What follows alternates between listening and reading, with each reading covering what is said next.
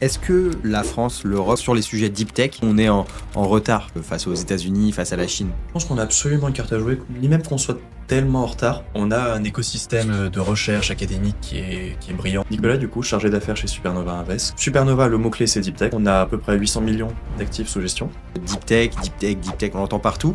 C'est quoi, toi, ta définition de la deep tech? Là où un projet Deep Tech va vraiment être différenciant, c'est qu'il y a une partie de la techno qui est différenciante elle-même. Ça va pas être reproductible derrière. Vous investissez autour de l'ordinateur quantique, du technologie nucléaire, etc. Et c'est quoi le truc là où tu te dis, ah ouais, ça va arriver, ça va changer le monde? J'ai un petit faible pour les réacteurs nucléaires, les SMR, les AMR. Si on veut faire du quantique, si on veut faire de l'IA, si on veut faire des robots, dans tous les cas, il y aura besoin d'une énergie abondante et pas trop chère. On voit quand même beaucoup d'investissements orientés sur l'IA, tout simplement.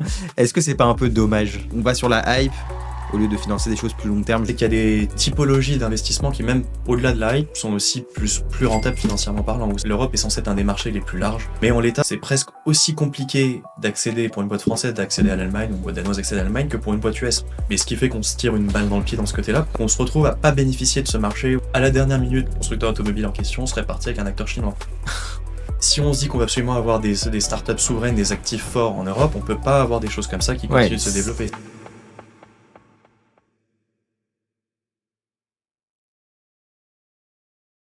Bonjour à tous, bienvenue sur La Place, le podcast où on accueille les investisseurs de l'écosystème français et européen.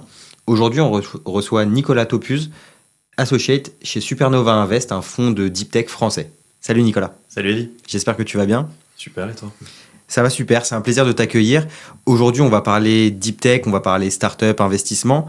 On entend ce mot deep tech, on l'entend partout. C'est quoi, toi, ta définition de la deep tech? Ouais, c'est un mot qu'on a vu de plus en plus utilisé sur l'écosystème partout. Il y a eu par vague, ça a été associé à la climate tech, pas de l'IA, de la souveraineté maintenant. Mais il y a toujours un peu ce concept blurry de c'est quoi la deep tech. On sent que c'est des choses qui prennent du temps, qui coûtent cher, mais il n'y a pas souvent de définition claire derrière et tout le monde s'en revendique plus ou moins. Nous, on en fait quand même depuis un bout de temps et la définition la plus simple peut-être qu'on peut donner, c'est que tu as une partie de tes barrières à l'entrée qui viennent de ta techno. Ok. C'est comme sur tous les projets d'invest, tu vas chercher des projets qui vont être différenciants sur certains axes, comme tout sur les projets entrepreneuriaux. Tu vas avoir une partie qui va être liée à la qualité des fondateurs, à la vision de leur marché, à comment ils vont développer ça, leur go-to-market. Là où un projet deep tech va vraiment être différenciant, c'est qu'il y a une partie de la techno qui est différenciante elle-même. Ça va pas être reproductible derrière, pas seulement parce qu'on n'a pas les bons talents ou qu'on a 5 ans d'avance en termes de commercialisation, mais parce qu'il y a quelque chose qu'on ne savait pas faire, que les autres personnes ne savent pas faire, qui a été un verrou technologique qui a été levé. Ça peut être quelque chose qui finalement est assez simple une fois qu'il a été découvert et qui est protégé par un brevet, et où c'est là, ça vient vraiment du fait de cette propriété intellectuelle que c'est pas reproductible.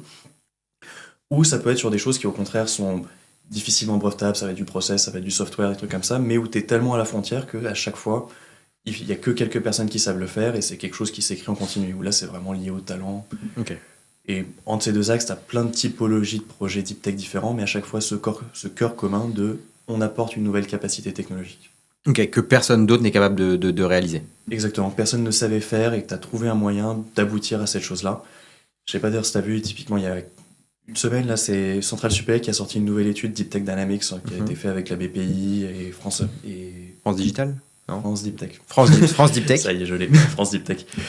Exactement, et où les deux ensemble sont allés voir les différentes typologies de Deep Tech que tu peux avoir en fonction de à quel point tu recrées un nouveau marché, à quel point tu recrées de nouvelles technos. Donc il y a vraiment tout un spectre, l'on simplifié dans une espèce de framework avec 4 grandes typologies. Okay. Mais sur ces trucs-là, tu vois qu'à chaque fois, en fonction de si t'es juste sur de l'amélioration incrémentale plutôt, si t'es sur venir changer une partie d'une value chain, si t'es sur venir apporter une nouvelle techno sans nécessairement savoir sur quel marché t'es, ou carrément sortir une nouvelle techno complète qui n'a pas de marché pour l'instant vu qu'elle n'existe pas encore, t'as vraiment des typologies différentes. Typiquement sur de l'incrémental, nous on a une startup qui est en portefeuille qui s'appelle Explicit, qui est un bon exemple là-dessus, qui est capable via des technologies sur les matériaux, de faire des sièges particulièrement légers pour les avions, les trains, et ainsi de suite. Tu viens pas révolutionner une supply chain ou quoi que ce soit, ça va être un produit qui est plus efficace grâce à une rupture techno, mais qui est purement interne chez toi, et tu es capable du coup d'apporter cette plus-value dans une chaîne de valeur qui existe déjà. Okay. C'est presque le côté le plus simple. Tu as des aspects plus où tu viens débloquer une chaîne de valeur en apportant des nouvelles capacités. C'est va souvent être sur des logiques d'économie circulaire, par exemple les startups Phoenix qui fait ça. Donc, on sait à quoi va servir le produit final, il vient s'insérer dans une chaîne qui est déjà faite, mais pour le coup, tu introduis une nouvelle logique, d'être capable de construire en l'occurrence tes panneaux isolants pour la construction, en apportant des propriétés nouvelles en plus, parce que ça le but d'un projet. et aussi en étant capable de venir changer la logique, de pas juste être sur des types de matériaux déjà utilisés, mais en introduisant de la recyclabilité, de la circularité. Tu as des côtés plus vraiment, on sort une nouvelle techno et qui en fait a plein d'applicatifs et tu vas chercher petit à petit ton et tes marchés pour trouver comment tu l'amènes dessus. Ça va être le cas sur des capteurs innovants par exemple, ça, avec notre historique sur le CEA, on a beaucoup d'entreprises qui étaient dans ces cas-là. Ça va être parfois sur des sujets de robotique où justement comme ça tu amènes une nouvelle capacité robotique ou physical AI, même si tu es plus sur le volet software, mais des nouvelles capacités qui n'étaient pas là avant et tu vas chercher les marchés justement où c'est pertinent et voir où est-ce que ça accroche le plus et petit à petit créer cette plateforme nouvelle. Et puis des aspects vraiment beaucoup plus ouverts où tu vas être sur des quantiques, sur des réacteurs nucléaires modulaires, des choses comme ça où il faut créer ton produit, il faut créer le marché qui va autour, même si tu sais à peu près dans quelle direction ça va. Et là, tu ouvres un champ des possibles infini. Ok. Pour aller un petit peu plus loin, est-ce que les innovations dans la santé peuvent être aussi assimilées à de la deep tech? Complètement. C'est vraiment des sujets qu'on travaille beaucoup. Historiquement, on était très axé medtech, où ça s'approche vraiment de ces logiques deep tech, d'aller chercher des ruptures techno et d'être capable de les dérisquer petit à petit et les amener sur un marché. Il y a tout le sujet biotech qui est un petit peu à part encore. Pas tant parce que c'est une logique très différente, mais surtout c'est des durées et des temps d'accès au marché qui sont beaucoup plus compliqués. Donc ça peut être difficile au sein d'un même portefeuille de combiner des projets biotech et des projets de robotique ou de semi-conducteurs parce que tu es sur des timelines et des montants qui n'ont rien à voir. Donc c'est plus des questions d'équipe de portefeuille, mais sinon ça correspond tout à fait à cette logique de se créer des barrières à l'entrée technologiques et d'aller valoriser ça derrière. Très bien.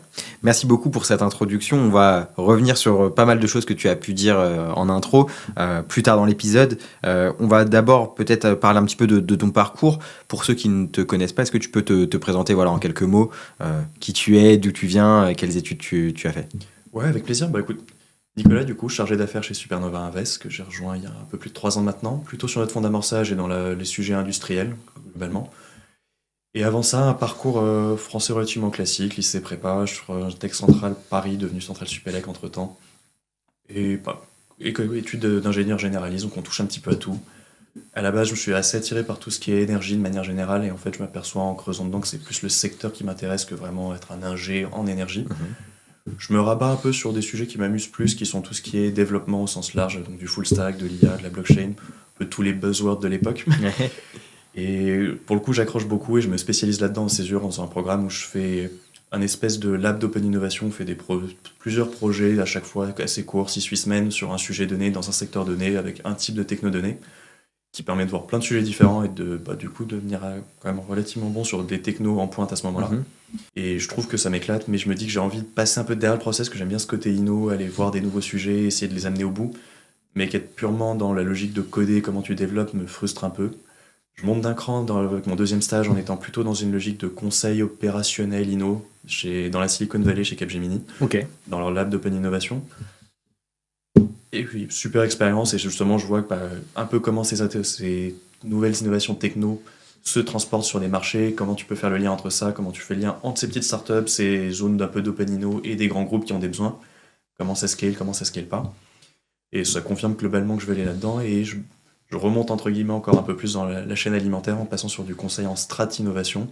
Vraiment cette logique d'aller chercher comment sur un marché donné par exemple que tu as repéré, quelle est la proposition de valeur que tu vas amener en fonction de tes atouts en tant qu'entreprise, de tes clients, de ta cible et des dynamiques du marché, ou à l'inverse, ce qui va peut-être faire le lien avec la deep tech après, si tu as ton département R&D à développer un nouvel outil techno, mais tu sais pas, en fait, tu t'aperçois assez vite que tu sais pas qui le commercialiser, comment, pourquoi, quel business model.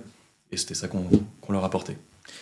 Il y a beaucoup de choses sur lesquelles je veux revenir. Déjà, donc un stage chez Capgemini à San Francisco. Il y a beaucoup d'étudiants qui nous écoutent. Comment tu as fait pour décrocher ce stage? Du réseau, clairement et simplement. Le programme qu'on faisait justement dans cette espèce de lab Open Inno était un programme créé et animé par Centrale Supélec avec le but justement d'avoir des élèves où ils garantissaient ce niveau de formation via ces 3 premiers petits stages où ils faisaient un peu touche à tout dans plein de secteurs. Et où derrière, tu avais un peu cette espèce de réseau d'alumni de ce programme-là qui surpassaient des stages de fil en aiguille, très axés autour des zones qui étaient intéressantes justement d'un point de vue tech. Ça peut être San Francisco, Silicon Valley d'un côté, New York, Londres, Singapour. Et le but était justement de pouvoir régulièrement avoir des stages de qualité pour tous ce pool d'étudiants et garantir un certain niveau justement d'autonomie, de capacité à prendre en main des technos très rapidement et à finalement sur des durées généralement courtes, du coup là dans le stage 6-8 semaines et puis ensuite là du coup sur 6 mois livrer des prototypes fonctionnels. Et qu'est-ce qui t'a marqué justement dans la Silicon Valley? Ça fait rêver tous les entrepreneurs également. Le premier truc qui m'a marqué, le premier gros souvenir, c'est que tu sens que tu rentres dans un écosystème hyper particulier. Tu arrives à l'aéroport, la première pub que tu vois, c'est pas pour une nouvelle voiture ou pour un nouveau casque, c'est pour la nouvelle API de Salesforce. Ok. Tu es là pour des gens qui construisent des produits tech, les pubs dans la rue, c'est pour ces gens-là, et vraiment, tu es dans un écosystème qui vit quasi intégralement autour de ça. Un petit côté entre soi, on va pas se mentir. Mais à côté de ça, tu as vraiment un écosystème où, en fait, dès que tu as des événements, des trucs comme ça, tu croises des gens, et en fait, tu as ce côté très américain qui est parfois un peu entre les deux, où t'es pas complètement dans du pur pro, t'es pas complètement dans du pur perso, t'es dans cette espèce d'entre-deux où tout le monde est hyper friendly sans que ce soit vraiment non plus tes potes, mais où du coup tu crées des liens facilement, ça network et t'es capable de créer ce relationnel et du coup de faire des liens entre des projets très facilement. Et ça fait la différence? Ça fait une différence assez incroyable justement pour cette logique d'avoir tout cet écosystème qui se parle, qui se vibre, qui se rencontre, qui collabore ensemble et qui grossit. Ça a, je pense, vachement contribué au début au moins à lancer ces écosystèmes-là. Maintenant, c'est peut-être plus rigide avec des grands mastodontes un peu de chacun de leur côté. Mais en tout cas, à l'époque, en tant que stagiaire, pouvoir te balader, tu finissais ton boulot, t'allais à un espèce de meet-up d'un IBM ou autre qui faisait tester leur dernier proto d'ordinateur quantique ou des trucs comme ça, et t'es juste le stagiaire du coin, tu te balades là-dedans, t'as accès à ça. C'est exceptionnel comme accès à ce monde-là, comme découverte, comme prise de contact. Ouais, t'as plein d'opportunités partout, quoi. De tous les côtés. Parce que t'as cet écosystème concentré et cette ouverture assez friendly qui fait que naturellement t'as accès à tout ça. On manque de ça en France? Je pense qu'on a des choses plus rigides, c'est plus chacun est un peu dans son petit coin. Et ça se retrouve même dans un peu les profils de startup qu'on peut avoir, où souvent en France, t'as ce côté où tu vas avoir les gens qui vont faire scientifique, les gens qui vont faire commerce, et qui sont un peu cloisonnés, ça se retrouve dans des espèces de double diplôme, des choses comme ça, mais t'as quand même des parcours un peu cloisonnés. Et en particulier, si tu vas dans la recherche, le PhD n'est pas l'aboutissement naturel. La plupart des gens qui font même des cursus scientifiques en France s'arrêtent à un niveau 1G, c'est à partir de ce moment-là qu'ils vont bosser. Le PhD est vraiment très axé recherche, là où aux US ou au UK, ça va être quelque chose que tu fais dans ta formation standard. Tu peux plus peut-être avoir tendance à t'arrêter en licence sinon, et alors sinon tu vas chercher le PhD. Alors que nous, on a cette espèce de master un peu au milieu, que ce soit 1G ou école de co. Et ce qui fait qu'en fait, ça cible vachement des profils. Et typiquement, on voit par rapport à des profils de founders étrangers, qui souvent ont fait un peu de business, un peu de science, un PhD, qui sont souvent en fait assez versatiles dans les capacités qu'ils peuvent apporter. Là où des chercheurs français, il n'y a pas de généralité, mais tu as quand même souvent des cursus où c'est très très axé recherche et où ils ont besoin d'être complémentés par des founders très business ou plus qui connaissent mieux l'industrie. Ok. Et côté réseau, la France, est-ce qu'on n'est pas un petit peu en retard par rapport à ce qui se fait dans la Silicon Valley? C'est une bonne question. Je pense que j'ai pas connu Silicon Valley sous ce même aspect-là, donc j'aurais pas le même regard dessus. Je pense que pour le coup, tu as un côté très accessible, potentiellement faussement, mais très accessible dans la Silicon Valley, qui fait que tu peux assez facilement croiser des personnes, les rencontrer, te mettre en relation. Ça veut pas dire que tu auras un deuxième call après, mais tu peux quand même assez facilement avoir le premier accès. Là où je dirais qu'en France, tu as peut-être plus quand même des notions de chapelle, avec les grandes écoles d'ingé qui ont chacune leur réseau, les grandes écoles de co qui ont chacune leur réseau, et que c'est moins fertile entre les autres. Faut trouver la personne qui connaît la personne pour avoir ce petit truc. Par rapport à ce côté peut-être américain où de meet-up en meet-up, de café, même autour de barbecue, tu te retrouves et tu tapes la discute. Mais comme tu dis, c'est peut-être pas aussi vrai. C'est pas aussi vrai. Je pense que c'est plus dur d'avoir le deuxième rendez-vous, mais tu peux avoir le premier contact plus facilement. Il y a une autre de tes expériences qui est intéressante, c'est celle de conseil en stratégie. Comment une entreprise confie sa stratégie à un stagiaire? Comment un stagiaire peut venir et être légitime de conseiller la stratégie d'une entreprise? Pour le coup, généralement, t'es plus stagiaire ou alors t'es plus seul. Ouais. Moi, c'était au stage de fin d'études et après, j'ai continué pendant 2-3 ans derrière. Ok. Mais faut se dire que t'es quand même au sein d'un dispositif et qu'in fine, c'est la petite dualité qui est assez marrante où dans les faits, ça va être plutôt les stagiaires et les juniors qui vont faire le gros du boulot, mais celui qui, au final, qui vend la mission et qui incarne tout ça, ça va être le senior director qui porte le sujet. Donc t'as un petit équilibre qui est assez marrant là-dessus, en fonction de l'implication justement de ces senior directors. T'en as qui au contraire sont vraiment dans le sujet, où quand tu les lâches, tu sais que c'est bon, ils peuvent dérouler parce qu'ils ont lu tous tes mémos, et d'autres qui sont plus dans l'impro, on va dire. Ouais. Mais là-dessus, c'est vraiment cet équilibre, et c'est tout l'attrait entre guillemets de ces métiers-là, c'est que tu sais que alors que tu es assez junior, tu vas pouvoir influer sur des strates assez poussées, vraiment les monter à des niveaux de décision auxquels tu n'aurais pas accès normalement, avec des considérations bien plus élevées. C'est ça qui fait que c'est très attrayant dans un premier temps et c'est très marrant, et tu te dis que tu vas pouvoir justement influencer des feuilles de route beaucoup plus larges que c'est quoi ton expérience. Et en même temps apprendre énormément du coup de gens qui l'ont fait, puis que tu es dans ces dispositifs pyramidaux assez forts. Ouais, et puis c'est hyper formateur, in fine. Et complètement formateur, tout un tas de sujets. La limite, moi, c'est à ce moment-là que j'avais commencé à me dire où est-ce que je vais aller après le conseil.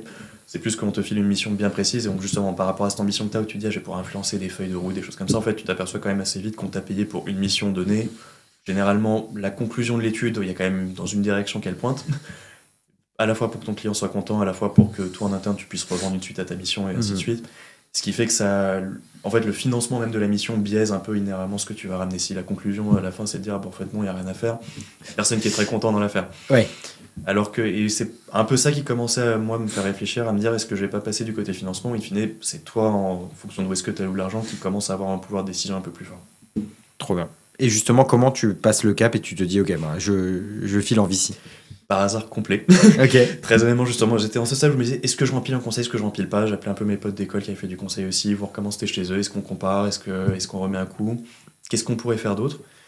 Et dans ce cas-là, à un moment, je reçois un message, je pense sur LinkedIn ou un appel, je sais plus, d'un recruteur, un chasseur de tête pour Supernova qui me dit, est-ce que tu veux faire du VC? Moi, les limites, c'était quasiment V quoi, je sais pas de quoi tu me parles. Grosso modo, on regardait parfois les synthèses d'élevés, des trucs comme ça, pour avoir des signaux justement de marcher un peu ce qui se passait en Inno, mais au-delà de ça, pour moi, la différence entre série A et une série B, c'était très flou, quoi. Ouais. Et justement, je réponds en me disant comment il est tombé sur mon profil. Je fais pas de finance, je sais pas trop de quoi ça parle, et je réponds plus pour comprendre pourquoi est-ce qu'il a. Enfin, comment je suis tombé là. Autant recevoir plein de sollicitations de mecs qui voulaient encore que je fasse du dev, des trucs comme ça, j'avais l'habitude. Autant là-dedans, c'était un nouveau Pokémon, je voulais comprendre ce que c'était. Et du coup, il m'explique un peu justement à la fois ce que c'est que le VC et surtout ce que c'est que Supernova, qui a un profil quand même assez particulier dans l'univers des fonds. Et je réalise justement que ça correspond beaucoup à ce que je cherchais, à la fois avec ce côté un peu finance, remonter d'un cran dans la décision là que j'évoquais, retour à des côtés, via le côté deep tech, à des trucs très ingénieurs. Là, après 3-4 ans à faire du SaaS B2B pour de la banque, j'avais ma dose de ces sujets-là, qui n'était pas ma passion première. Et justement, ça me manquait un peu de revenir à des trucs très tangibles, très concrets, d'ingénierie avec du produit hardware, des impacts très concrets pour l'industrie, de l'énergie, des choses comme ça. Et accessoirement, le côté de pouvoir se plonger dans un secteur complètement nouveau, continuer à apprendre plein de trucs, et tout en restant quand même dans ce domaine entrepreneuriat qui me plaisait bien depuis le début. Ouais, et puis c'est rare de voir des ingés justement bosser en VC. Toi, tu vois ça comme une force? Je pense que ça dépend énormément du type de secteur que tu fais. Enfin, il y a un côté force générale d'avoir des profils un peu variés, quoi, que ce soit pas tout le monde qui sort du même moule, qui pense la même chose et qui fait ça partout. Et je pense là-dedans, les ingés ont un type plus, je sais pas en tout cas, mais quelque chose à apporter sur les sujets deep tech, notamment plus tu vas être en early, parce que la force des choses à ce stade-là, ta grille d'entrée, c'est quand même la techno et le produit, t'as pas trop de metrics economics. Et plus tu vas dans des sujets justement complexes technologiquement comme ça, pour comprendre pourquoi ce procédé-là est plus intéressant que celui-là, ou pourquoi cette approche robotique est mieux, t'as besoin d'avoir quand même des notions d'ingénierie. Ça veut pas dire que tu vas être ingé et le refaire toi-même, mais t'as besoin d'être capable de comprendre suffisamment pour voir quels sont les avantages, les limites. Et ça veut pas dire parce que t'as fait commerce ou pas ingé, tu vas pas y arriver. Mais tu as potentiellement moins de briques qui te permettent de te projeter là-dessus. Ouais. Surtout, on en parlait, là, les cursus d'ingénieur à la française sont hyper généralistes, ce qui fait que ça te fait un socle qui est hyper pertinent pour aller voir de la chimie, des maths, de l'IA. Enfin, ça te fait une base qui te permet vraiment de te projeter suffisamment sur ces secteurs-là et d'avoir une compréhension quand même de ce qu'il y a en dessous. Ça veut pas dire que tu es meilleur partout. Au contraire, moi, typiquement, à l'époque, je me serais surtout pas recruté pour un fonds de late stage parce que justement, je connaissais pas ce genre de choses-là, ces mécaniques. Et là où je pense que c'est peut-être plus dur, c'est que par contre, t'as pas baigné dans cette culture et ce réseau-là dès le début. Donc comme t'as une grosse partie du métier qui est liée à faire ce réseau, connaître les gens, avoir même juste des références culturelles communes, tout ça, faut te le créer. C'est des choses qui se font petit à petit, lentement, en école, dans des cercles, des trucs comme ça. Et je vois typiquement, j'ai encore beaucoup les cercles des devs, des trucs comme ça, quand on est avec des potes qui font ça, je comprends encore leurs blagues à peu près, même 6 ans après. Et par contre, au début en VC, j'avais pas nécessairement ces références-là. Et t'avais pas la culture. Ça s'est goupillé, que maintenant je commence à être beaucoup plus à l'aise dedans. Ouais, t'avais pas la culture, t'avais pas les codes, etc. Exactement. Et justement, comme à la fois t'as pas le réseau et pas ces codes-là, ça prend du temps de te créer ton réseau. Et comme t'as pas ces codes, c'est un peu peut-être plus dur au début en tout cas de te lâcher un truc et justement d'aller faire ce petit networking. Comment t'as fait justement pour créer ton réseau? J'ai commencé par là où j'avais des contacts, que ce soit par justement des réseaux, on parlait des chapelles des écoles par Centrale Supélec ou des trucs comme ça, j'ai pu justement trouver quelques personnes qui étaient passées par l'Envici, les incubateurs, les choses comme ça, et qui généralement, tout le monde est quand même assez ouvert à ça, par ce niveau-là, tout le monde a intérêt à se parler, donc du coup tu rencontres quelqu'un, tu crées un peu le lien, il te dit ah bah tiens c'est intéressant, t'as une thèse qui est proche de telle personne, il te met en contact, et petit à petit de proche en proche, puis aussi un peu de manière opportuniste, t'as une première personne qui te contacte, tu et puis tu creuses la relation, et puis ensuite tu vois où est-ce que ça te mène, et puis t'as des relations au début qui sont très sympas, mais qui finalement, en termes par rapport à ton activité, t'apportent pas un gros héroïne, donc tu les gardes plus pour le côté sympathique. Et d'autres où petit à petit tu vas t'apercevoir que ça t'apporte un très bon deal flow, que ça c'est très utile pour des réinvestes, et ainsi de suite. Et là tu vas commencer à mettre en place ça de manière plus systématique, à le creuser, Ok. à avoir une C'est approche plus globale. c'est quoi le truc que le réseau peut t'apporter? Si toi tu cherches une chose dans ton réseau. Pour moi, en étant sur de l'amorçage, c'est pas vraiment souvent être du deal flow, c'est être capable de, justement, comme on est dans un terrain de jeu immense, t'as des startups qui se créent tous les jours, chacune de leur côté, certaines qui se créent, qui vont sortir 8 ans après, j'exagère, mais quasiment sortir de la maturation techno hyper longtemps, d'autres qui au contraire vont être en stealth et en 2 mois vont avoir levé 30 millions et être partis. Donc il faut que tu sois capable de monitorer partout, en plus à une échelle européenne, donc autant dire que la petite startup sales au fin fond du Danemark, a priori tu vas pas la trouver tout seul.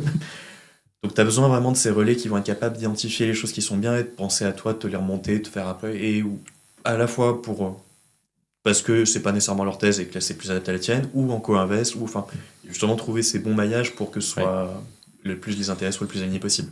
Okay. Tu vas voir ça. Quel est l'intérêt pour un... Je me fais l'avocat du diable. Quel est l'intérêt pour un autre VC de t'envoyer du deal flow?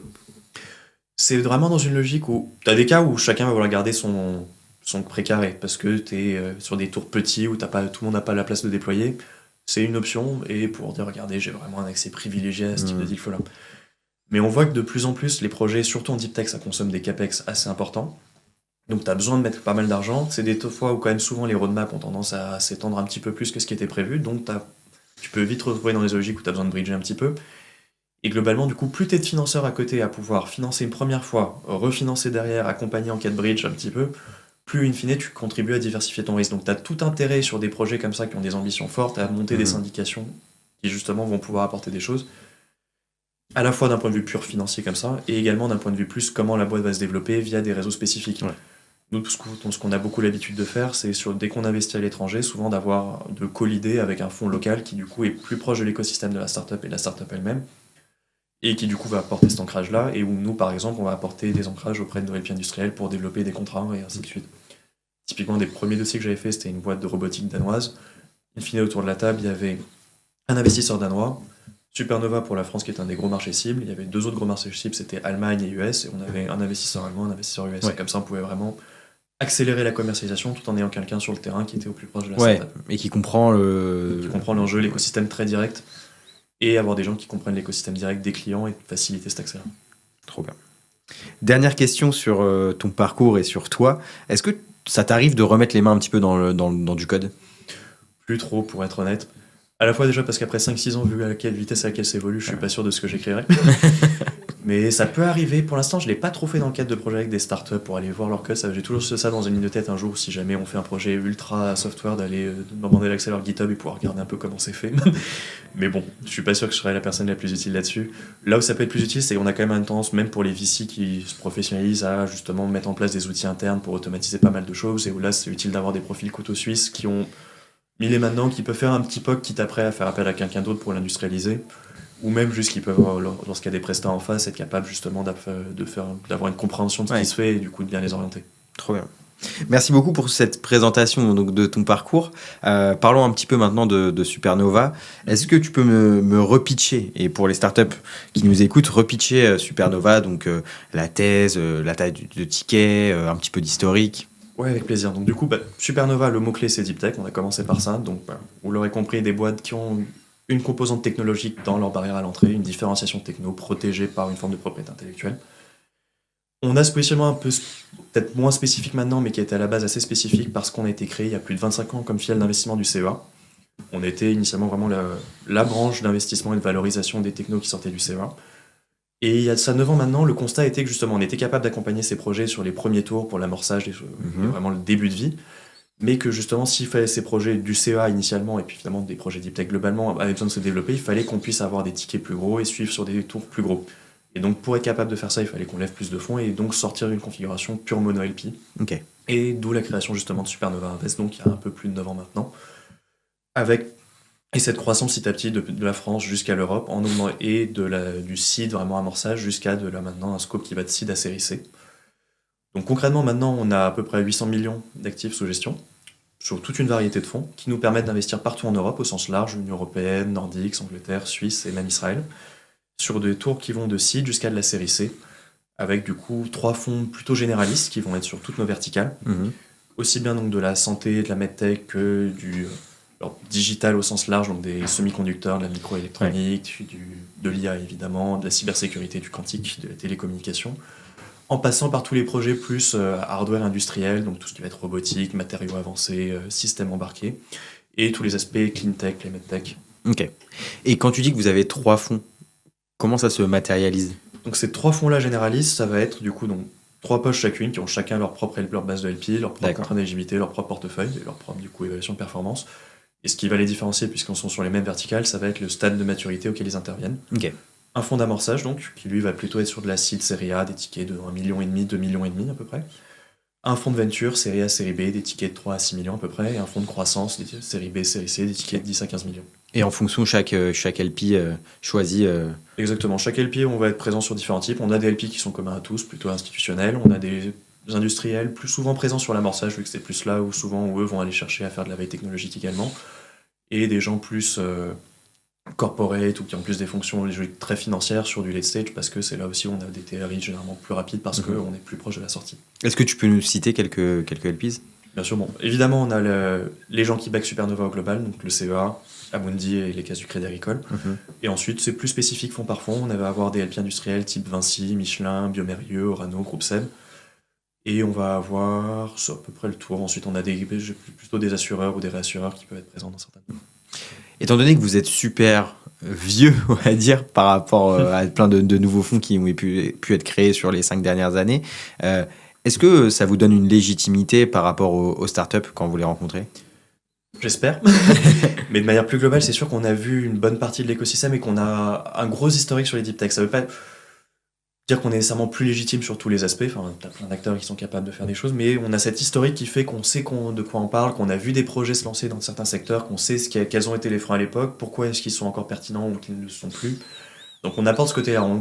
Si je caricature, en tout cas la perception qu'on a de nous-mêmes dans les yeux des startups, c'est qu'on est un vieux fonds deep tech, grosso modo, qui sait faire ça depuis longtemps, qui sait très bien faire les deep tech, et qui potentiellement peut-être pas le plus rapide ou le plus efficace sur les sujets qui sont un peu plus neufs, et c'est justement des choses sur lesquelles on travaille, sur lesquelles on se positionne de plus en plus, parce qu'on sait le faire aussi, et que c'est justement on revient des logiques de sourcing, d'aller se rendre plus visible sur ces sujets-là, pour que les gens qui sont dans ces startups peut-être plus soft, plus IA, pensent également à nous sur ces sujets qu'on sait très bien traiter. Ouais.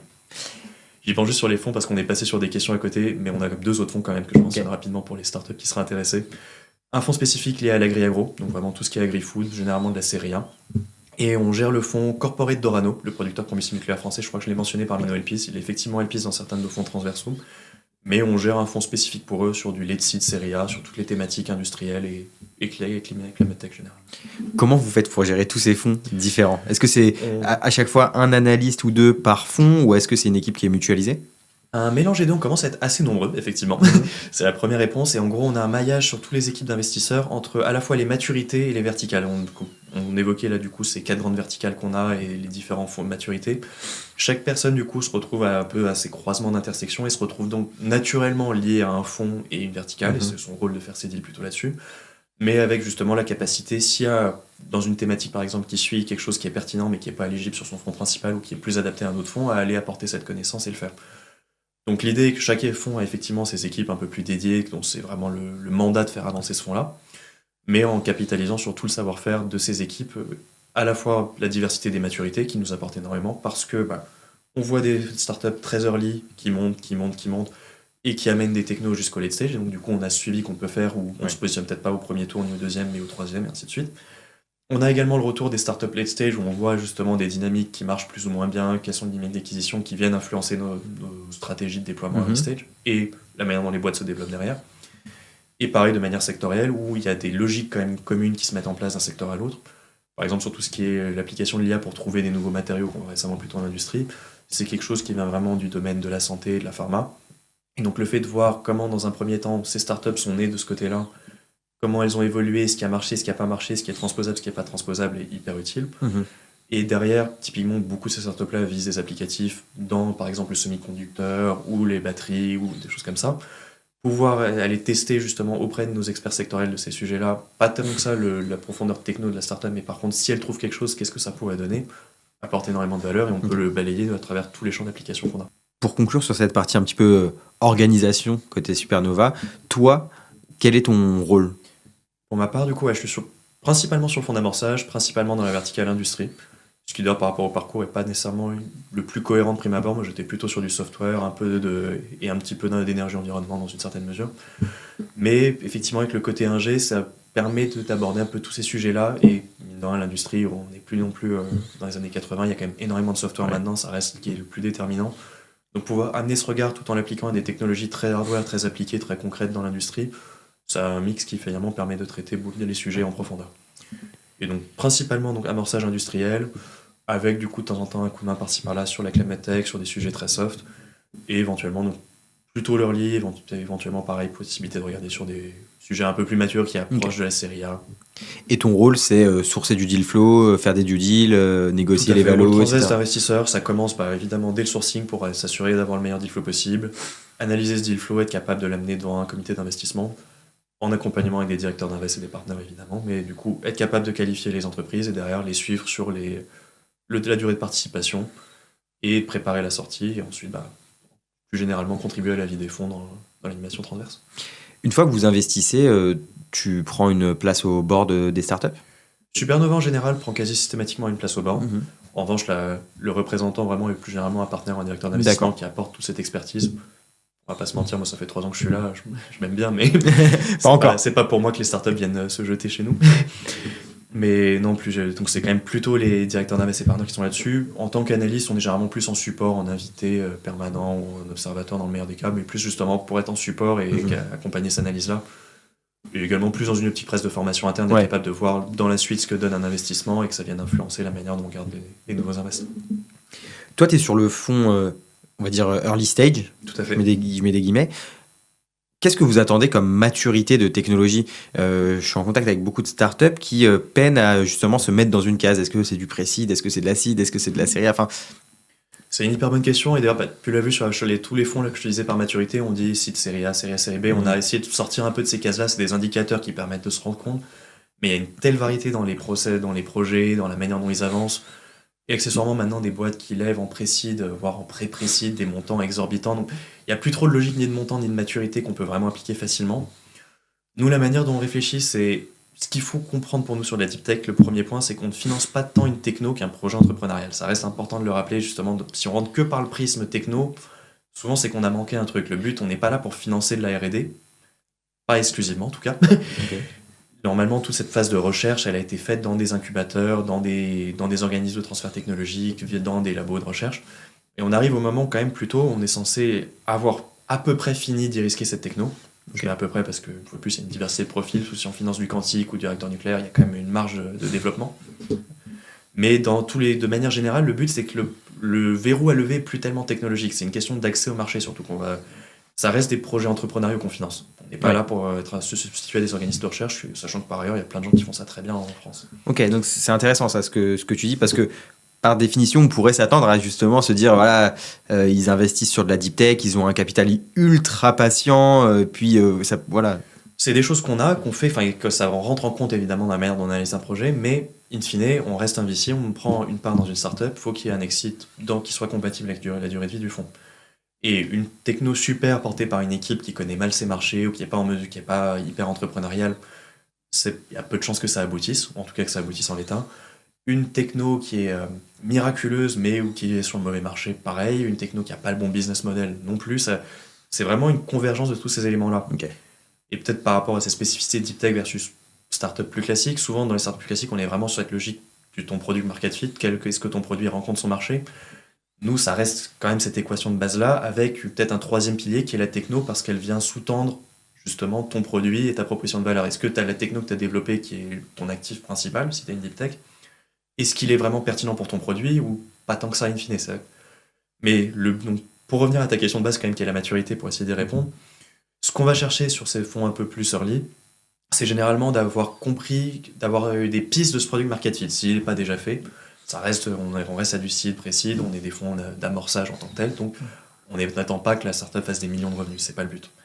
En revanche, on a besoin de comprendre sur cette techno, est-ce qu'elle est à peu près finalisée dans l'état? Donc c'est en premier point, on ne cherche pas là à développer des technos pour le plaisir de développer une techno. Ouais. Est-ce qu'elle a trouvé à peu près, si ce n'est son marché, au moins des pistes de quels sont ses marchés? Est-ce qu'il y a 1, 2, 3 applicatifs? Lesquels? Sur chacun de ces applicatifs, est-ce qu'elle a pu aller se confronter au terrain à des clients? Est-ce qu'elle a des premiers pilotes avec des premiers retours? Est-ce qu'elle a des perspectives commerciales? Donc typiquement sur des due deals comme ça, encore plus, je parle peut-être plus pour les projets plus industriels que des projets très santé ou semi-conducteurs qui ont un peu leur logique spécifique. Mais sur des sujets très industriels comme ça, la question, ça va être, ok, combien concrètement, demain, en fait, souvent une des premières questions qu'on pose et qui permettent de se donner ce niveau de maturité, c'est, parmi tous les gens avec qui tu es en discussion, qui est-ce que j'appelle demain qui est capable de me dire, ok, on a testé ça, voilà effectivement le ROI tangible ou non de la solution, et voilà les perspectives commerciales qu'on a derrière. Plus on est proche de ça, plus c'est parfait pour ce fond-là. Et ensuite, c'est ces étapes un peu plus, finalement, très business qui vont driver justement le passage de ce fonds-là vers le suivant, où cette fois-ci, maintenant, on commence à avoir ces clients qui ont converti, qui génèrent 2, 3, 4 millions de revenus, et qui vont passer à l'étape d'après de se dire, on internationalise, on diversifie, on passe à l'échelle, on industrialise. Et ensuite, là, les dernières étapes, plutôt sur la grosse, où là, on est déjà à 5, 6, 10 millions d'ARR, et là, vraiment, l'objectif, c'est d'accélérer complètement la commercialisation. Donc c'est pour ça le prix techno est très important et c'est effectivement souvent par là qu'on rentre. Moi, si je fais un call avec une startup demain, c'est souvent l'une des premières questions que je pose, c'est quoi ta techno, qu'est-ce qu'il y a de différenciant? Mais ce qui détermine la maturité, ça reste l'ensemble de ce projet entrepreneurial et donc où en est-on de l'accès au marché de cette techno? Ok. Les équipes également, j'imagine que c'est une grosse partie de votre étude. Complètement. Quel est ton avis là-dessus? Parce que donc, qui dit deep tech dit profil très tech, geek, chercheur, il y a plein de mots qu'on pourrait dire péjoratifs, qui ne s'apparentent pas forcément dans un premier temps à de l'entrepreneuriat ou à du business. C'est comment au quotidien de dealer avec des chercheurs? C'est hyper intéressant. Alors déjà, c'est passionnant parce que c'est des gens qui ont une expertise de leur sujet et une passion pour leur sujet qui est assez incroyable. Et pour le coup, ceux qui franchissent le pas de se dire, allez, on va lancer une startup, sont quand même ce petit grain de folie de se dire, je sors de mon côté recherche où j'ai fait ça toute ma vie, où je me suis spécialisé à un sujet, je vais me lancer pour créer une boîte. Et rien que ça, déjà, c'est en termes de courage, c'est impressionnant. Là où après, effectivement, c'est particulier, c'est que c'est des gens, ça rejoint un peu ce que, même typiquement ce qu'un ingé découvre dans ce milieu-là, t'as pas nécessairement tous les codes, tu connais pas tout ce qui régit un peu ce côté très startup nation, tu viens d'un milieu un peu différent. Et avec potentiellement du coup moins de réseaux aussi dans des profils très différents. Tu vas avoir des réseaux avec d'autres startups deep tech ou d'autres centres de recherche, mais pas nécessairement avec d'autres personnes qui connaissent les fonds, qui connaissent les logiques de levée. Donc il y a souvent déjà même un côté acculturation à ces questions-là, comprendre ce que c'est, à se faire bien accompagner pour comprendre les enjeux qu'il y a autour de ça. En revanche, ce que j'ai dit avant reste vrai, on finance pas que des chercheurs pour le plaisir de financer des chercheurs, on finance des projets entrepreneuriaux et donc il y a des chercheurs qui sont très très bons pour faire ça tout seuls, des profils couteaux suisses qui apprennent très très vite, très très bien. Ça marche nickel. Il y en a où c'est moins le cas, et où dans ce cas-là, c'est trouver les bonnes personnes pour cofonder la boîte, se faire accompagner, et potentiellement pour faire évoluer la gouvernance de la structure, enfin quand je dis gouvernance, même l'équipe exécutive. Où in fine, dans un premier temps, quand les développements sont très très très techno, la personne qui a créé la technologie peut être un très bon CEO et fait gérer justement ce passage de techno, de labo, de premier POC, vers une techno qui est sur le marché. Mais où plus on avance, plus ça va être plutôt une logique de CTO ou Chief Product Officer, et ça va être un profil plus business qui va vraiment reprendre la casquette de CEO. Donc c'est un équilibre entre toutes ces choses, en des profils très complets qui peuvent eux-mêmes faire cette évolution, des gens où il faut trouver des cofondateurs, des gens qu'il faut former. Il y en a des gens où même s'ils ne font pas naturellement cette évolution-là, en les formant, ça se passe très très bien. Et des cas où justement il faut être capable d'adapter l'équipe en fonction des moments que traverse la startup. Et le veut évidemment sans que ça se fasse au détriment des fondateurs, mais de manière collégiale pour que le projet se développe le mieux possible. Est-ce qu'il faut que tous les points, toutes les planètes s'alignent pour que vous investissiez? Ou il y a des fois où vous dites, bon, tout est au top, mais il y a ça qui est pas top, allez, on prend quand même le risque. On aimerait bien que tout s'aligne, mais bon, si on attendait que tout s'aligne à chaque fois, on n'aurait pas déployé beaucoup, je pense. Ouais, c'est ça. Chaque projet a ses spécificités, peut être un petit peu en arrière sur la maturité, peut être un petit peu en avance, enfin en avance c'est rare, on aime bien, mais il peut avoir des petits reculs sur la commercialisation, sur les choses, des équipes où on sait que à ce stade-là ça fonctionne très bien, mais pour la phase d'après d'industrialisation il faudra un directeur industriel ou un directeur commercial, mais c'est des projets qui se construisent, donc justement le but c'est pas nécessairement tant de cocher toutes les cases et se dire c'est parfait, et puis tant que tout n'est pas parfait on n'avance pas, c'est plus être capable de se dire dans la trajectoire qu'on crée sur laquelle on s'aligne avec les entrepreneurs au moment de la levée, qu'est-ce qu'on estime qui manque? Est-ce qu'on est d'accord sur ce qui manque? Qu'est-ce qu'il va falloir faire? Est-ce que ça nous paraît crédible de pallier à ces éléments-là dans le temps qu'on a devant nous? On parlait tout à l'heure justement pour les startups early stage, qu'il n'y avait pas de marché qui pouvait être forcément tout de suite confirmé, etc., etc. Dans ce contexte, deep tech toujours, et early stage, Comment on fixe une valo?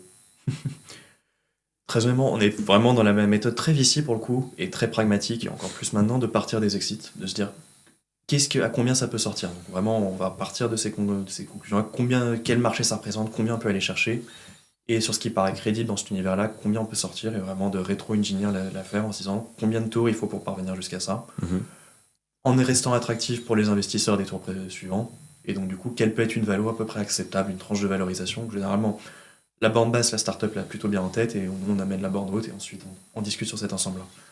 On peut essayer de faire des choses un peu plus précises, mais ça reste des startups hyper early qui vont énormément évoluer. Ça n'a pas beaucoup de sens généralement d'aller chercher des choses beaucoup plus précises que de partir vraiment de cet exit avec des comparables et de rétro-engineer. Et surtout, c'est un sanity check qui est quand même très très puissant pour se rendre compte, parce que souvent, il y a ce côté en deep tech où comme ça consomme beaucoup de capex et ça représente des travaux monstrueux justement de recherche, de valorisation de cette recherche-là, les gens vont toujours avoir tendance dans cette discussion à dire regardez tout ce qu'on a fait. Et effectivement, tout ce qu'on a fait, c'est là, c'est indéniable. Mais d'un point de vue pour le coup VC financier, ce qui compte à la limite, c'est pas tout ce qu'on a fait, c'est tout ce qu'on doit faire avant l'exit. Et justement de voir le gap qu'il y a entre les deux et combien de fois on va pouvoir faire évoluer cette valorisation entre ça et ça. Il y a des marchés où on sait que c'est des marchés un peu niches ou des choses comme ça, où on va capter des marges sur des marges déjà contraintes, on va prendre un petit pourcentage dessus. Si le marché dépasse jamais 100 millions par exemple pour une boîte, bon déjà ça va être difficile à tirer des VC, mais admettons, si ton marché dépasse 100 millions, ton acquisition va pas être bien au-dessus. Si ta valo prémonée est déjà à 50, c'est barré. Ouais, c'est sûr. Et notamment avec le fait justement de tours qui peuvent parfois être montés très vite, très haut sur de la hype, y compris en pré-seed ou en seed, justement quand les gens se disent bon, on verra bien plus tard parce qu'on connaît pas le marché. On se retrouve 2 ans après avec ces boîtes-là qui viennent nous voir, et quand tu vois la valo post du dernier tour et les exits potentiels sur lesquels on s'accorde généralement, mais en discutant avec les boîtes, on dit bah a priori si on réfléchit bien, ton chiffre d'affaires à telle date sera à peu près tant. Dis-moi si tu vois d'autres exemples, mais nous on pense que ça fera pas plus de 3 ou 4 fois le chiffre d'affaires par exemple.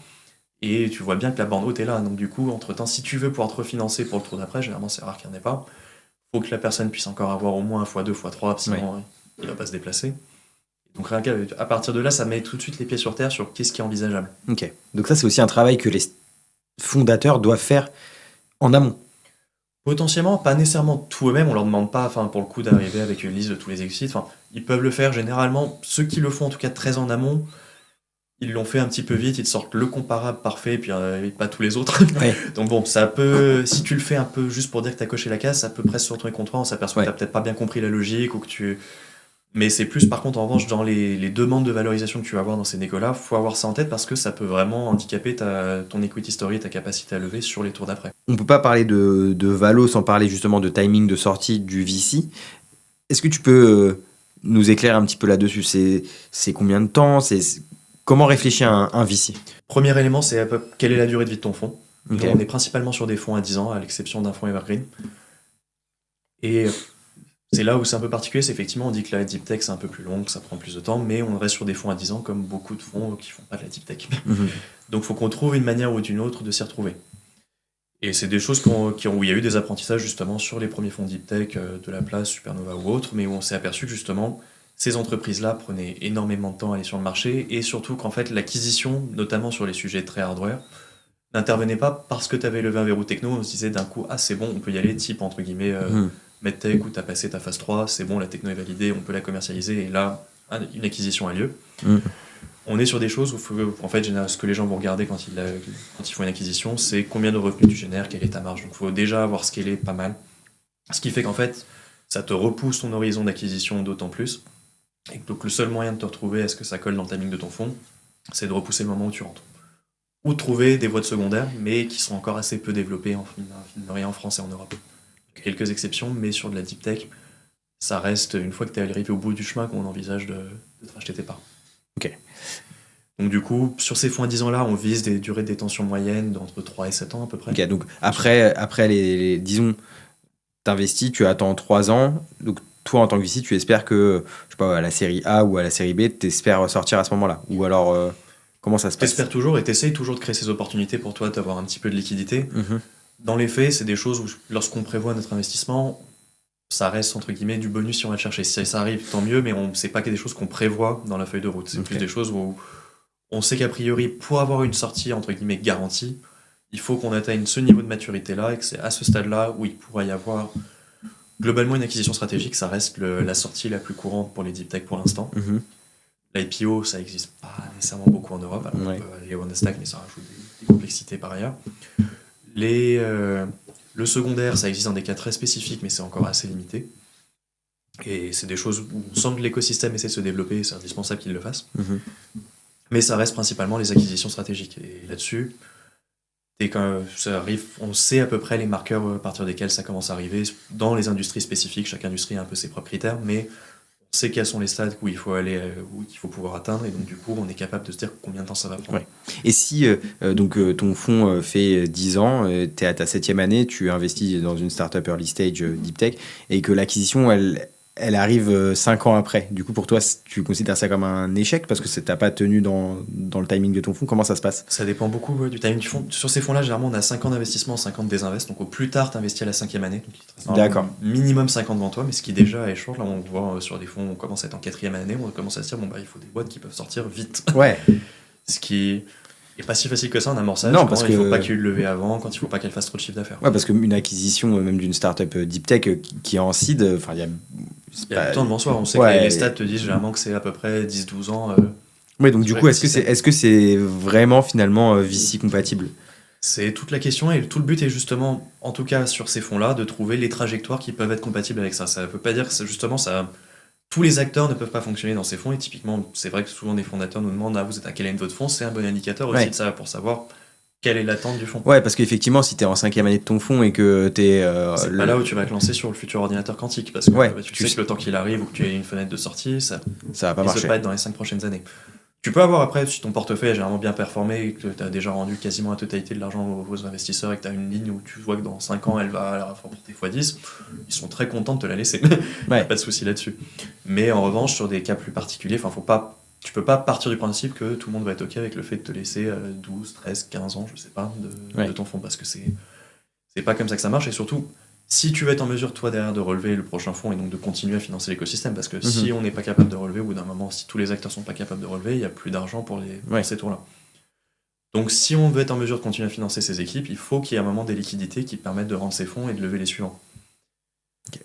Est-ce qu'il faudrait pas créer un nouveau type de véhicule d'investissement, enfin, avec un capital beaucoup plus patient pour que ça marche mieux, justement? Ça pourrait être une option. Après, ce qu'il faut, c'est que ce nouveau type de véhicule soit également pas efficace, plutôt compétitif parmi les différentes options de placement pour les gens. Ouais. Parce que, in fine, beaucoup des personnes qui confient cet argent-là, ça reste comme des investisseurs financiers. Ils vont regarder le multiple, le TRI.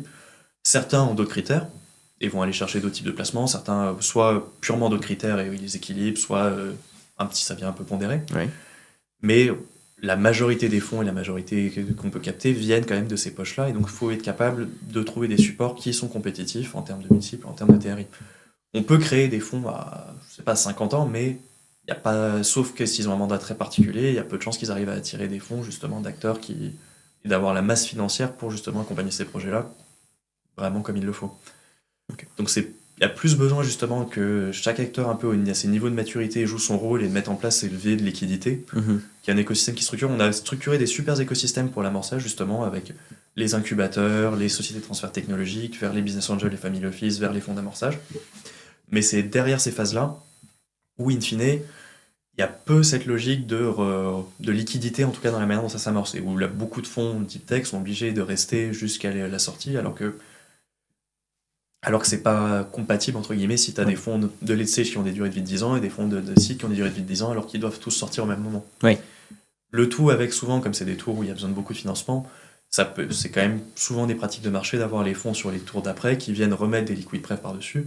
Ce qui fait que du coup, les fonds qui ont pris initialement le plus de risques se retrouvent écrasés, récupèrent pas toujours nécessairement plus de bénéfices liés à la transaction. Donc il y a une manière de structurer cet écosystème qui doit un petit peu évoluer pour que les gens qui prennent les risques aient des liquidités, qui peuvent être moindres si elles interviennent plus vite, mais qui aient en tout cas des liquidités quand même. Ouais. J'avais checké votre portefeuille de start-up. Vous investissez autour de l'ordinateur quantique, du technologie nucléaire, etc. C'est quoi, toi, les technologies que tu vois vraiment émerger dans les 10-15 prochaines années? C'est quoi le truc là où tu te dis, ah ouais, ça va arriver, ça va changer le monde? Je pense que j'ai un petit faible pour les réacteurs nucléaires quand même, sur tout ce qui est donc, réacteurs nucléaires peu modulaires, les SMR, les AMR. Notamment, nous, du fait de l'historique avec le CEA, c'est des projets auxquels on a été très exposés, où on a pu vraiment aller chercher des rêves calls et des réponses auprès de personnes qui sont dans cet écosystème, qui ont baigné. Et on continue, du coup, via le fonds d'investissement du CEA, d'accompagner tous les spin-offs du CEA, donc là, quasiment la moitié des startups françaises dans ce secteur-là, ce qui donne une bonne vision du sujet.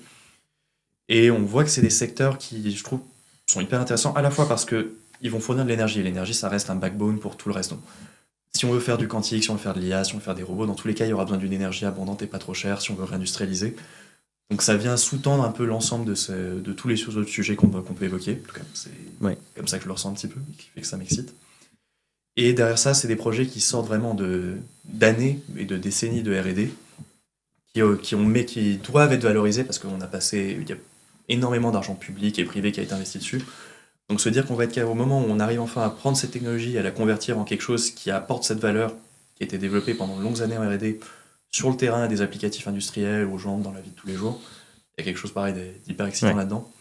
Et on sait en plus que c'est des technologies justement qui ont maturé, qui maintenant sont plus dans cette logique justement de développer la techno. Il y a déjà eu des réacteurs de recherche, des choses comme ça. On n'est pas entre guillemets dans le paradigme de la fusion nucléaire, qui est un sujet hyper excitant par ailleurs, mais où ce qu'on cherche à financer pour l'instant, c'est le premier démonstrateur. C'est du coup les trucs, entre guillemets, c'est presque le point de départ de ces startups nucléaires. De fission, j'entends. Alors que là, du coup, on a ce point de départ, et donc là, on est vraiment dans une logique d'affiner le concept et de l'amener sur le marché. Donc on reste dans ce play ici, alors certes long terme, on va pas se mentir, avec des montants absolument colossaux, mais on est dans ce play on a une techno, on sait globalement qu'elle marche, et maintenant, on en fait un produit qu'on amène sur un marché. On reste dans cette logique VC, qui pour le coup paraît très compatible à 10-15 ans, avec des énormes enjeux. Bon, il ne s'agit pas de les minimiser, il y a besoin qu'une filière se mette en place autour, c'est pas juste lié à une startup dans son coin, mais avec tous les facteurs qui font justement, alors qu'on n'arrête pas de se dire que l'énergie est chère, qu'elle est compliquée, qu'on a besoin d'avoir quelque chose de souverain, il y a tous les facteurs pour amener ça là dans ces petits réacteurs-là, qui en plus, pour ceux qui sont peut-être plus inquiets du nucléaire de manière générale, viennent répondre aux questions de sécurité en amenant plein de mécanismes de sécurité passive.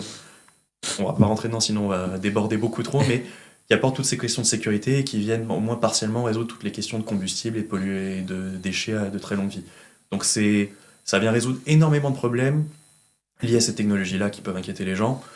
Fournir une énergie moins chère, décarbonée et souveraine. Donc pour moi, ça coche énormément de cases et ça a le potentiel d'être là dans les 10-15 ans. Justement, quand on t'écoute, on voit que c'est un enjeu et que ça peut vraiment être très bénéfique pour la France, pour l'Europe. Aujourd'hui, à côté de ça, on voit quand même beaucoup d'investissements qui sont orientés sur l'IA, tout simplement. Est-ce que c'est pas un peu dommage ? Est-ce qu'on n'est pas sur le mauvais combat où on va sur la hype au lieu de financer des choses plus long terme, justement ? Je pense qu'on a besoin de financer un peu l'ensemble de ces technologies. Il n'y a pas nécessairement un pôle entier qui est la hype, un pôle entier qui est indispensable et tout l'argent qui va vers l'un et pas vers l'autre. Après, ce qui est sûr, c'est qu'il y a des typologies d'investissement qui, même au-delà de la hype, sont aussi plus rentables financièrement parlant, où c'est des choses qui peuvent sortir plus vite, qui vont coûter moins cher et qui ont des horizons de sortie différents. Donc, ça reste dans cette équation où, effectivement, si des sujets dits indispensables sont moins rentables que d'autres, ça veut dire que c'est peut-être pas le VC ou la finance, c'est peut-être pas le meilleur moyen. Les marchés sont pas nécessairement les meilleurs moyens de les financer. Donc, c'est un équilibre à trouver, pour le coup, qui dépend pas que des VC, qui dépend aussi des politiques publiques et autres, qui d'ailleurs soutiennent assez massivement ces sujets-là, de comment est-ce qu'on veut faire en sorte. Si on veut que les capitaux privés aillent vers ces marchés-là, il faut les rendre compétitifs d'une manière ou d'une autre avec des investissements plus immédiats, entre guillemets. Oui. Parce que sinon, effectivement, c'est se tirer une balle dans le pied que de faire ça. Donc du coup, tu vas pas demander à des fonds de « Ah ben super, allez faire tous les sujets galères, puis bon, on verra si vous relevez parce que on vous a filé tous les sujets de merde. » Oui, je comprends. Donc, bon, c'est un peu cet équilibre-là de trouver entre les deux. Mais pour autant, on a besoin de ces sujets IA dans une certaine mesure. Pas tous. En tout cas, personnellement, je pense pas que tous ces sujets-là soient bons. Il y a peut-être beaucoup d'accent qui est mis là-dessus, mais ça va aussi par rapport à ce qu'on disait, avec parfois des phénomènes de survalorisation qui fait que les tours d'après vont être plus durs et où il faut voir qu'est-ce qui arrive au bout. Et typiquement, nous, dans ces logiques de financement de réacteurs nucléaires, à la limite, la plus grosse plus-value qu'on a, c'est qu'on est des gens qui avons été capables de financer des projets jusqu'au bout et on les aide beaucoup justement dans comment tu te crées cette equity story étape par étape en faisant rentrer les bons acteurs au bon moment avec les bonnes valos pour faire en sorte que tu puisses te refinancer et aller chercher tous les capex dont tu as besoin. Est-ce que la France, l'Europe, on va dire, d'un point de vue, sur les sujets deep tech, et notamment tu parles du nucléaire. Est-ce qu'on est en retard, par exemple, face aux États-Unis, face à la Chine? Est-ce qu'on a encore notre carte à jouer? Je pense qu'on a absolument une carte à jouer, ni même qu'on soit tellement en retard. C'est plus, on a des gros atouts. On a un écosystème de recherche académique qui est brillant, avec des gens qui sortent, des super ingénieurs, qui sortent d'écoles d'ingénieurs, des super chercheurs. Pareil, on prêche pour sa paroisse, mais le CEA il reste l'instance européenne de recherche qui sort le plus de brevets tous les ans. Le CNRS est pas loin derrière. Enfin, on a vraiment un écosystème de centres de recherche absolument fabuleux qui sort énormément de brevets de technologies et qui maintenant, avec cet écosystème qui s'est mis en place, en convertit un énorme bout en start-up.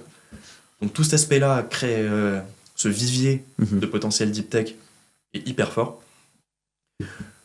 Après, s'il le reste, parce que bon, faut quand même continuer à investir dans la recherche, on voit de plus en plus de programmes qui, à grand cri ou non, coupent là-dedans. Si on veut continuer, nous, à avoir de l'activité, des startups à aller financer, il faut quand même continuer à investir dans la recherche, sinon ça, on va avoir un souci. Mais admettons que ça reste le cas.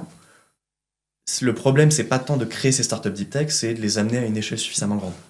Et c'est là où, justement, par rapport à ces écosystèmes, on a un écosystème sur l'early, sur la marche, sur la manière dont ça se déclenche, qui est quand même assez mature, qui est capable en tout cas d'amener ces projets, et beaucoup moins derrière, justement, pour être capable de les financer à long terme.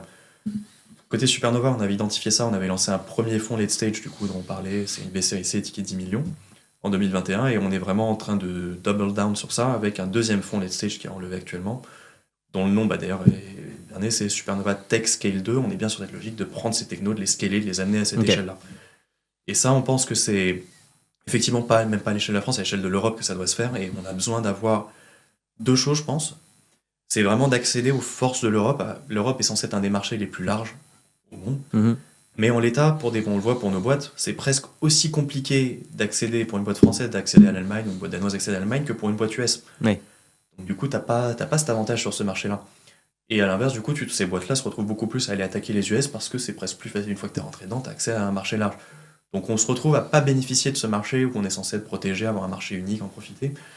À la fois pour des questions de proximité, très pratiques, pour des questions aussi culturelles où on n'a pas nécessairement les mêmes codes, pas les mêmes habitudes, et puis pour des complexités plus légales, administratives. Mais ce qui fait qu'on se tire une balle dans le pied dans ce côté-là parce qu'on bénéficie pas de ce marché. On a ce marché large, mais on met aussi peut-être plus de temps à y accéder, parce qu'il y a une culture européenne peut-être un peu plus risque-averse dans les grands groupes sur le fait de nouer des contrats avec ces boîtes-là. Souvent, on le voit sur des sujets, POC numéro 1, POC numéro 2, POC numéro 3, la startup en a son 5e bridge, et puis POC numéro 4, elle a fait faillite. Ouais, et puis un an de délai de paiement. Exactement, en plus, si tu rajoutes des paiements, on est foutu. Mais c'est exactement cette logique où, du coup, au lieu de créer des relations de confiance, et pour le coup, il y a énormément de dispositifs d'OpenInno dans les grands groupes qui cherchent à mettre ça en place, mais au moment où ça transfère justement de l'OpenInno vers des directions de business pour cranter les choses et passer sur des contrats plus larges, ça reprend du temps, ça remet des contraintes, et cette collaboration est finalement assez peu fluide, où elle peut l'être que dans certains cas. Alors que c'est ces leviers-là qui permettent à ces boîtes-là de se développer rapidement. Sachant qu'on parle justement de retard ou pas, au-delà de la création et justement de trouver les bons leviers techno, c'est derrière aussi à quelle vitesse tu te développes. C'est des boîtes qui sont généralement pas encore rentables, donc le temps est littéralement de l'argent. Oui. Et si tu mets 5 ans à avoir tes 2 premiers POC versus t'en mets 2, les types te commandent pour 1 million de revenus la première année, c'est pas pareil. Tu te déploies pas à la même vitesse, tu passes plus ou moins de temps à lever, à galérer, à trouver ces fonds-là, et donc ça va à des vitesses très différentes. Donc l'accès à ce marché-là est clé, le fait que ces industriels acceptent de collaborer avec les entreprises dans des relations de confiance et peut-être plus rapidement, avec peut-être un peu plus de risques, quitte à se mettre des contreparties également, c'est des choses qui arrivent, mais trouver des modes de collaboration qui sont plus rapides, plus efficaces, et qui jouent aussi sur nos forces. On n'arrête pas de parler de souveraineté. Si in fine on développe des startups en Europe, qu'elles sont pertinentes, voire même dans une startup qu'on avait regardée, il y avait un des industriels avec qui elle devait collaborer, qui était à son capital. Oui. Donc il y avait toutes les raisons d'aller avec eux, et sous le levé qu'on regardait était pour financer vraiment une industrialisation massive de la techno qui était liée à ça.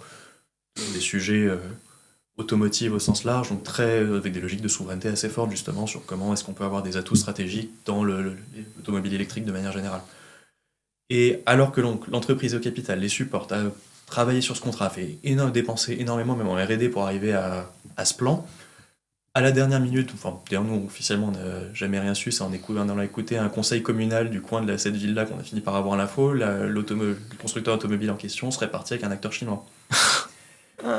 J'imagine qu'ils avaient leur raison, ils l'ont pas fait pour rien, mais Si on se dit qu'on va absolument avoir des startups souveraines, des actifs forts en Europe, on peut pas avoir des choses comme ça qui continuent de se développer. C'est un travail, c'est un effort commun de l'ensemble de l'écosystème. Et à ce titre-là, là on parlait des industriels, donc à la fois dans ces collaborations, il y aura la partie acquisition qu'on évoquait. Si les grands groupes industriels européens ne font jamais l'acquisition de ces boîtes-là, il faudra bien qu'il y ait une liquidité quelque part. Donc le seul moyen pour des VC ou des financiers en général, ça va être d'aller les vendre à l'étranger, que ce soit in fine toute cette valeur qui sort quand même de R&D européenne, qui sort de financement européen, soit in fine captée par des groupes américains, chinois. Après, c'est bien, tu as de la liquidité qui vient de l'étranger. Tu as de la liquidité, ça permet de rééquilibrer, ça a sa valeur aussi. Mais si on est dans un contexte où on se dit on veut des boîtes, des champions européens, si la fin de la route, c'est la boîte devient US, ça fait pas des champions européens, ça fait de l'argent pour les Européens, ce qui est déjà bien, mais ça fait pas un champion. Sans rentrer dans la politique, si tu devais faire un truc là qui te vient en tête, de mettre un truc en place, un truc en place dans l'écosystème Deep Tech. Pour moi, le plus simple, alors c'est pas une mesure aboutie, mais ça serait ce côté justement à facilité d'accès à un marché européen. Ça peut être, on parle récemment de ces statuts d'entreprise européenne qui facilitent la création, pas nécessairement la commercialisation. Mais ce serait mettre en place ces logiques-là qui permettent vraiment de collaborer facilement d'un pays à l'autre, potentiellement de simplifier les mécanismes d'investissement dans les pays tiers également. On voit là, quand on va faire des investissements en Allemagne, ça ajoute des complexités. Quand des Allemands viennent faire des investissements français, ça ajoute des complexités. On ne bénéficie pas de la force de frappe déjà de tout l'écosystème de capitaux européens, alors qu'on en a besoin, il y a énormément besoin de capitaux, et qu'on commence du coup à avoir des fonds US qui viennent se déployer chez nous. Donc là encore, dans cette logique de est-ce qu'on fait émerger des champions européens, qu'on les développe, faciliter ces mouvements de capitaux en Europe pour permettre d'investir justement un amorçage, mais également dans des fonds plus larges, plus conséquents pour justement accompagner ce passage à l'échelle, ça paraît assez indispensable.